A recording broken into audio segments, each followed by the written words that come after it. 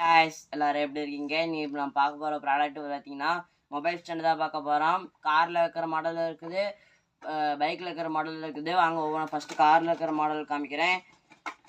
இது வந்து இது மொபைல் ஸ்டாண்டு ஹோல்டரு.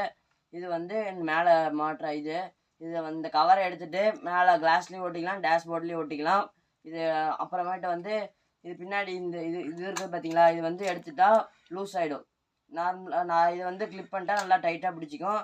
அப்புறமேட்டு இதை எடுத்துகிட்டு இதை போட்டு நல்லா இதை வச்சு புஷ் பண்ணிட்டீங்கன்னா லாக் ஆகிடும். திருப்பி இந்த போல்ட்டை நல்லா டைட் பண்ணிவிட்டு இதை பார்த்தீங்கன்னா 360 டிகிரி நம்ம ரொட்டேட் பண்ணிக்கலாம். இந்த இதை அழுத்திங்கன்னா இந்த இது ஓப்பன் ஆகிடும்.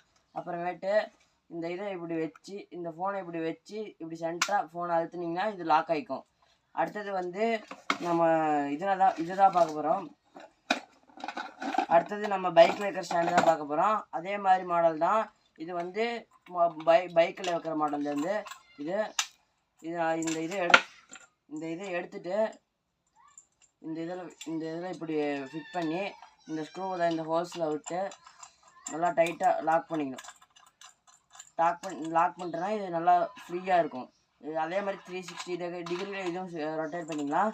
அதே மாதிரி மாடல் தான் இது லாக் பண்ணி